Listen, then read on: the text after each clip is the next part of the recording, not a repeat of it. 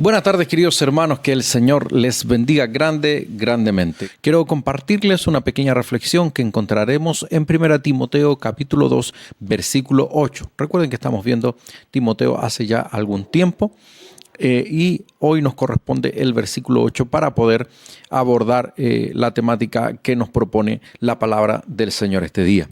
Dice así su palabra: quiero pues que los hombres oren en todo lugar, levantando manos santas, sin ira ni contienda. Agradecemos al Señor este tiempo, esta instancia, que podemos reflexionar en razón de su palabra.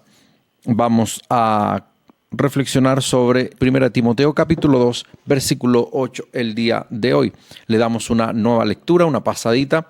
Dice: quiero pues que los hombres oren. Y ahí nos vamos a detener y vamos a encontrar el primer punto. Quiero que los hombres oren.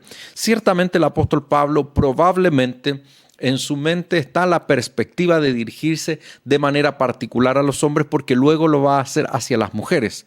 Pero también entendemos de que en la iglesia que vivimos hoy, en los tiempos que vivimos hoy, es realmente importante la participación de las mujeres. Incluso muchas veces lo es tanto más que la de los hombres. En el contexto de la iglesia evangélica chilena y latinoamericana, todavía es muy predominante en las cúpulas de autoridad el tema de los hombres, pero porque hay algunas cuestiones doctrinales, más que solo cuestiones de poder, de posición, etcétera. Más bien hay algunos asuntos doctrinales, los cuales particularmente como congregación no compartimos, sino que más bien nosotros creemos en lo que el apóstol Pablo dice, que ya no hay hombre, ya no hay mujer, ya no hay esclavo ni libre, ya no hay judío ni griego, sino que somos uno frente a nuestro Señor, somos iguales en ese aspecto. Por supuesto, también entendemos de que Dios nos hizo distintos, tenemos particularidades distintas desde nuestra construcción, no solo física, sino que también de nuestra construcción emocional, y en ese sentido también los roles son distintos muchas veces dentro del quehacer de la familia, de la vida en sí. Entonces muchas veces eso va a propiciar de que el liderazgo sea marcado principalmente por hombres, pero no descartamos la importancia. Sumamente importantes son las mujeres dentro de una congregación. Lo conversábamos el otro día en el contexto de la planificación que mes a mes programamos junto a un cuerpo de liderazgo. Lo importante que es el desempeño, la labor de las mujeres dentro de la iglesia. Una iglesia viva es una iglesia que tiene un cuerpo de mujeres potente, poderoso, que trabaja activamente, que tiene una importante participación.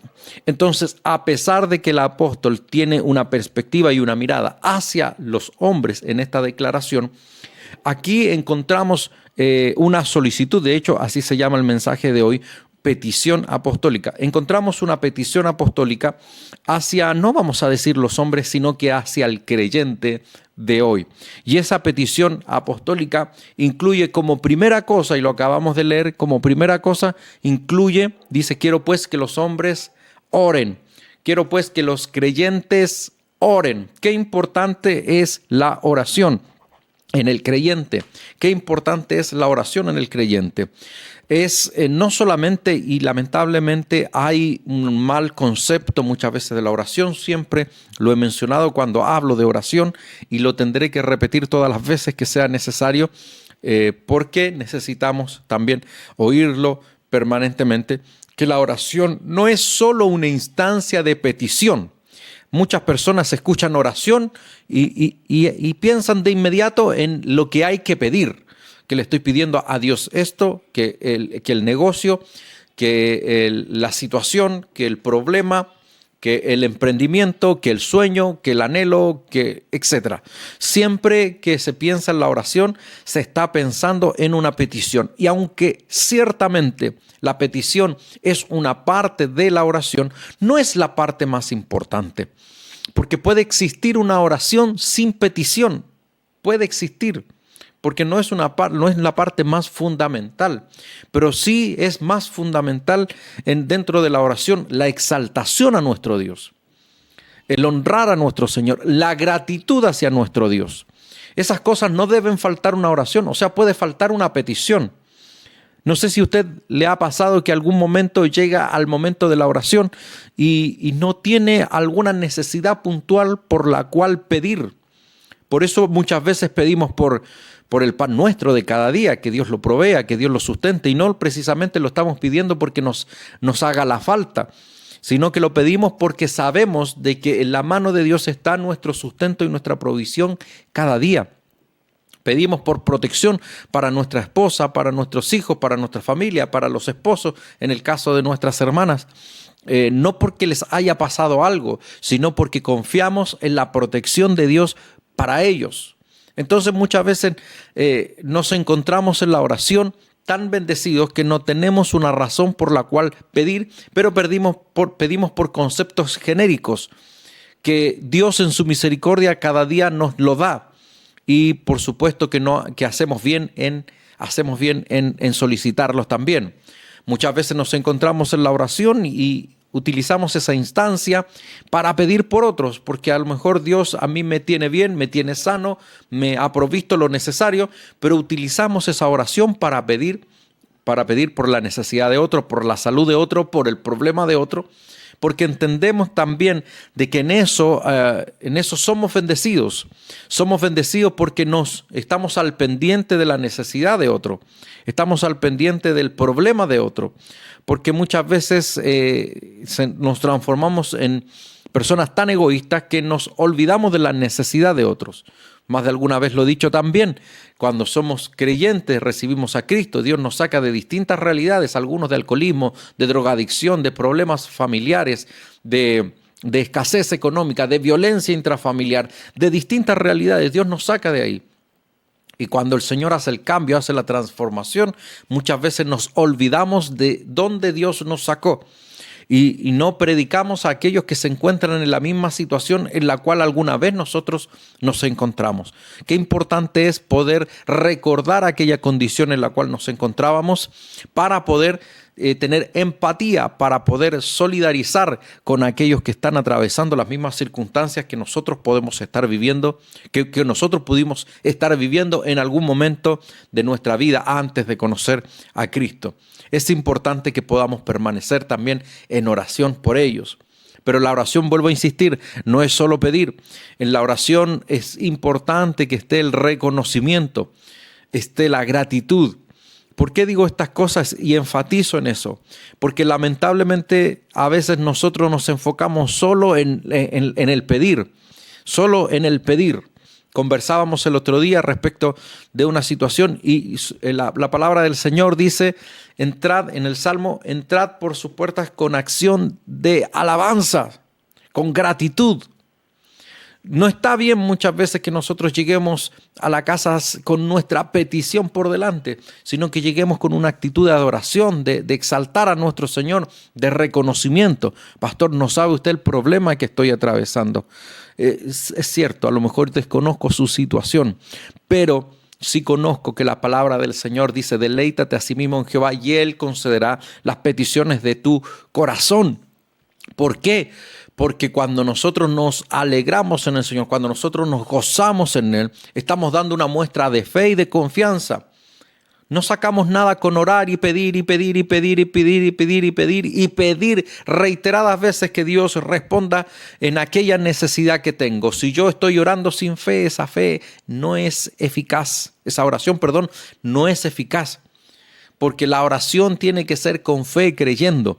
Por eso que es tan poderosa la alabanza, porque cuando usted y yo tenemos una circunstancia, cuando usted y yo tenemos un problema, una petición, y comenzamos a adorar al Señor, a exaltar al Señor, a reconocer a nuestro Señor, esa es la mayor muestra de fe que usted y yo podemos dar, porque nos gozamos en la presencia de Dios a pesar de que todavía no vemos esa sanidad, a pesar de que todavía estamos en la crisis económica, a pesar de que todavía la situación familiar está complicada y quizás aún peor, pero ahí se demuestra la fe. Cuando usted y yo adoramos en medio de la adversidad, esa adoración está cargada de fe. Por eso que a veces no encontramos respuesta a nuestras oraciones, porque no ponemos fe en nuestra oración. Es importante poner fe en nuestra oración. Y por eso es que tocaba la alabanza, porque cuando adoramos y exaltamos al Señor a pesar de las circunstancias, es una maravillosa muestra de fe.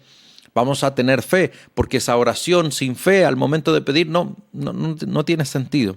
Y además nuestro Padre, como Padre bueno, cuando ve que sus hijos confían en Él, creen en Él, y a pesar de que no tienen lo necesario en ese momento, aprenden a exaltarle, a honrarle y adorarle, es cuando Dios dice, este hombre, esta mujer es digna de recibir la respuesta a la petición que está haciendo.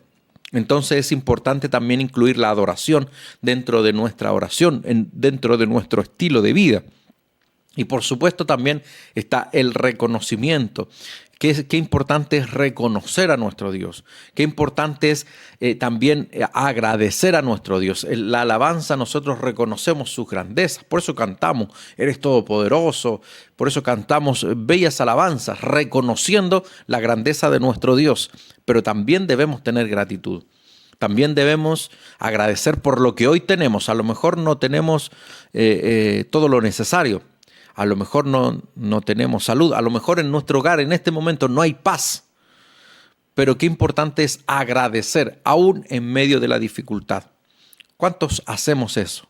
¿Cuántos hemos aprendido? ¿Cuántos hacemos ese ejercicio de agradecer a nuestro Dios a pesar de que las circunstancias muchas veces no vayan bien?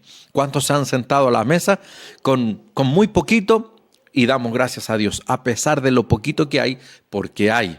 Y no es que estamos predicando un evangelio en el cual vamos a pasar pobreza toda una vida, pero hay momentos en la vida en el cual Dios nos pone a prueba, Dios nos permite pasar por el desierto, porque necesitamos como hijos aprender una de las lecciones más importantes, que es aprender a confiar en Dios. Necesitamos aprender a confiar en Dios. Entonces la oración forma parte fundamental del creyente. Por eso en la petición apostólica se incorpora en que el creyente debe tener una permanente oración. Debemos estar en oración, debemos estar en comunicación con nuestro Señor, con nuestro Dios. Debemos estar conectados con Él permanentemente. De lo contrario, no nos vamos a estar nutriendo. De lo contrario, nuestro espíritu va a enflaquecer, como se dice, va a adelgazar demasiado, se va a poner anoréxico. Necesitamos tener una vida de oración para que nuestro espíritu se mantenga fuerte, nutrido en el tiempo de la adversidad, en el tiempo de la tentación, etcétera. Así que la oración es parte fundamental. Leemos el versículo nuevamente, versículo 8 de 1 Timoteo capítulo 2. 1 Timoteo capítulo 2, versículo 8 dice, quiero pues que los hombres oren en todo lugar, levantando manos santas. Levantando manos santas. Y aquí vamos a analizar el segundo punto. Manos santas. Vamos a hablar de santidad. Muchas veces se habla de que el santo solamente es nuestro Señor, nuestro Dios es santo y nosotros no somos santos. Pero por otra parte también el apóstol Pablo va a llamar a los creyentes los santos en Cristo. Y ahí está la clave, porque en Cristo somos santos. Porque Él nos hace santos, nos viste de su santidad, a pesar de que nosotros mientras estemos en este cuerpo natural, vamos a tropezar, vamos a caer, vamos a pecar, vamos a fallar. Pero somos santos en posición frente a Dios. Siempre hablo de las 3 etapas de la santificación, la instantánea, cuando recibimos a Cristo y somos vestidos de su santidad. También está el proceso de santificación, que es en el cual usted y yo nos encontramos hoy, siempre mirándonos al espejo de la palabra, para tratar de corregir nuestra vida, nuestras acciones, con tal de agradar a Dios y en ello, por supuesto, encontrar el propósito que Dios tiene para nuestra vida. Cuando nosotros encontramos el propósito que Dios tiene para nuestra vida, encontramos la plenitud, encontramos la felicidad en nosotros. Entonces, esa es la segunda etapa, la santidad como un proceso, pero también está la santidad completa. Pastor, ¿cuál es la santidad completa? La santidad completa es cuando usted y yo estemos en la presencia del Señor, fuera de este cuerpo. Mientras estemos en este cuerpo no vamos a tener esa santidad completa. Por ahí algunos se excusan y dicen, bueno, santo, como les decía, santo hay uno solo, es nuestro Señor, nuestro Dios. pero con esa excusa a veces vivimos la vida como bien nos parezca. Y por supuesto que esa no es la intención. Tenemos la responsabilidad, así como lo dice el Antiguo Testamento, Levítico: sed santos porque yo Jehová soy santo. Ese mandamiento sigue, ese mandamiento permanece. Es más, nuestro Señor Jesucristo nos mostró el camino, porque ser santo como Jehová nuestro Dios es santo, en la perspectiva del Antiguo Testamento era imposible. Era imposible. Sin embargo, Jesucristo, al morir en la cruz del Calvario, perdonó nuestros pecados, resucitó al tercer día y envió su Espíritu Santo para que usted y yo nos santificáramos día a día con la ayuda de ese Espíritu Santo que está en nosotros. Entonces, ese Espíritu que está en nosotros cada día, por el cual clamamos Abba Padre, como dice el apóstol, por el cual clamamos por la presencia de nuestro Señor, ese Espíritu es quien nos ayuda cada día a desarrollar este proceso de santificación. Pero como todas las cosas son una mezcla divina y una mezcla humana, por supuesto que todo lo espiritual ya está dado. Jesucristo murió en la cruz del Calvario, pagó nuestros pecados, derramó su Espíritu Santo que está en nosotros, y solamente falta nuestra disposición para poder ir cada día avanzando en ese proceso de santificación, en tomar las decisiones que la palabra del Señor nos indica, en acercarnos a nuestro Señor en oración, como lo decíamos recién, y por supuesto buscar cada día de su palabra para que defina nuestro accionar cada día en nuestra vida, y eso va a poder en nuestra vida propiciar ese camino y ese proceso de santificación que todos llevamos. Todos llevamos esa santificación en un proceso, unos más adelante, otros más atrás, pero todos estamos en ese proceso de santificación que solo es posible gracias a la ayuda y a la dirección de su Espíritu Santo que está en nosotros. Por algo se llama Espíritu Santo, porque una de sus principales tareas es precisamente representar al Santo, que es nuestro Señor Jesucristo, pero también es santificar nuestra vida. Así que vamos a buscar de esa presencia para que cada día nos santifique, y no solamente, como les decía, el factor espiritual que ya está dado, sino que también el factor humano, el factor de mis decisiones, el factor de decir cada día me voy a levantar, como dice el hijo pródigo, me levantaré e iré a la casa de mi padre. Muchos se quedan ahí, me levantaré e iré, pero en definitiva no lo hacen. Pero qué importante es, como el hijo pródigo, no solo decir me levantaré e iré, sino que en definitiva ir. Hay tanta gente que tiene el deseo de buscar a Dios. Hay tanta gente que tiene el deseo de estar en la casa del Señor. Hay tanta gente que tiene el deseo de servir a Dios. Hay tanta gente que tiene el deseo de leer la palabra, el deseo de orar, el deseo de ser mejor para el Señor cada día. Pero muchas personas se quedan solo en el deseo, y el deseo no es suficiente. Lo importante es que usted y yo podamos tomar las acciones que sean necesarias para poder alcanzar y ponernos en proceso, ponernos en camino de esa santificación tan necesaria que el apóstol Pablo demanda. Y por último, leemos nuevamente para ver el tercer punto que vamos a encontrar, porque dice: quiero pues que los hombres oren en todo lugar levantando manos santas, sin ira ni contienda. Y ese es el último punto: sin ira ni contienda. Y aquí hay algo realmente significativo, porque tenemos la oración, una conexión, una conversación con Dios permanente, no solo para pedir, ya lo dijimos, sino que también para reconocerle, para exaltarle, para adorarle, que es fundamental, y que acompañado de esa disposición y ese proceso de santificación que debemos hacer diariamente. Por supuesto, contamos con la ayuda de su Espíritu Santo para ello, pero ese proceso de santificación diaria son cosas maravillosas, son demandas extraordinarias que el apóstol Pablo hace y que nos vienen también a la vida espiritual de cada uno de nosotros, los que hemos creído en Cristo. Pero ninguna de esas dos cosas es significativa, ninguna de esas dos cosas vale la pena si usted y yo vivimos en permanente ira y en permanente contienda. Como decían los chistes en Condorito, plop. ¿Por qué plop? Porque muchas veces vivimos en oración, muchas veces nos esforzamos por agradar a Dios, vivir de acuerdo a su palabra y esforzarnos en ese camino de santificación. Pero si nuestro corazón está lleno de ira y de contienda, invalidamos todo el proceso. Invalidamos todo el proceso. Hace un par de semanas atrás, nuestro obispo Abraham Montesinos, en la reunión de la unidad pastoral, tenía el mensaje y predicaba ese pasaje maravilloso que no recuerdo dónde se encuentra, pero que habla acerca de la olla envenenada. Esa olla que estaba envenenada y que tenían un maravilloso guiso, pero la olla estaba envenenada.